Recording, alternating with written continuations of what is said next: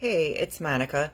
I just wanted to talk about using essential oils for emotional healing. I'm actually working on a class right now about this, and it's going to be a lot of really good information. I'm going to look at my notes here for a second, because I have so much. So, working with essential oils for emotional healing is like being compared to a gardener. If you're a gardener and you're doing everything that you're supposed to do to have this beautiful garden and you're watering it, but you're not pulling the weeds and getting to the root of the weed and pulling it out, then you're kind of wasting your time.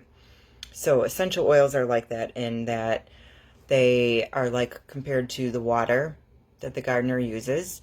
Um, you can water all you want, or you can use your essential oils all you want and diffuse them and wear them. But if you're not doing the actual emotional work with them, then you're kind of wasting your time. So you got to get to that root of the problem and bring it up and then go from there. So, an example of using an essential oil for emotional healing would be you can go about this in a couple different ways. You can think of the emotion that you have and then go from there. And there's different resources. I use the Emotions and Essential Oils book to look up either the emotion that myself or my clients or my family or whoever is experiencing and go from there. Or say you don't know your emotion, but you're drawn to a certain oil, then you can do it that way as well. It'll all like get you to where you need to be either way. So say it's cypress. Cypress has been coming up as a good one lately. What you would do is you would look it up, find out what it means as an emotion that's like as an addressed emotion. So there's going to be a few different choices with cypress. Fear was one of them, so I'm going to go with fear because that's coming up a lot lately with everything that's going on. And then you're going to apply the oil or smell the oil. With this one, you can actually, it's pretty good for like sensitive skin. So you just like put a little under your nose. You can even apply it across your forehead. And that way you're just getting it right into the brain, which is the fastest way to experience the oil. And from here, you're going to want to journal. And you can go ahead and do this now if you want to grab a notebook. Feel free to pause this and go ahead and do that. Now, you can do this with any oil. If you don't have cypress, let's just go ahead and grab whatever oil that you have, because a lot of us are experiencing fear, and I think that using anything right now is fine. Okay, so with journaling, you're going to want to ask yourself, what is the root of my fear? And then after that, you're going to ask, what will it take for me to process this fear? And for me, I have to like really dig into stuff where I'll have to like research it. I'll have to do like my oracle cards and like start to open doors in my mind of the subconscious mind to trigger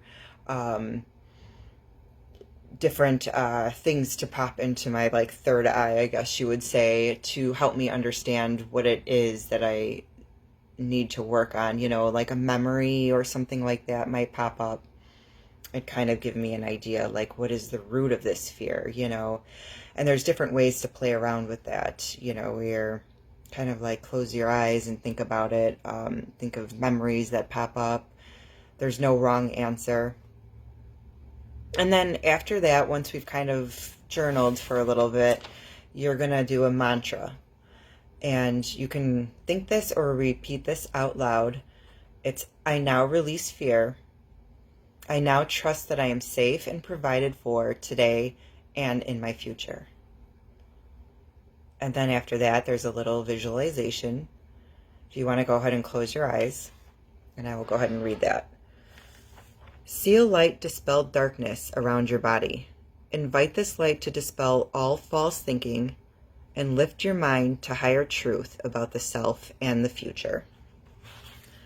And so that's it for now. And like I said, hopefully more to come with this class in the future. There's some other stuff too, as far as like talking about using your metaphysical senses, specifically like clairaudience, because I feel like a lot of people have clairaudience, and using that to help you heal anything that might need to be healed, and kind of going on a journey with that. And with clairaudience, that would be like if you have a song that pops into your head randomly, or there's like a message there, you have to trust that.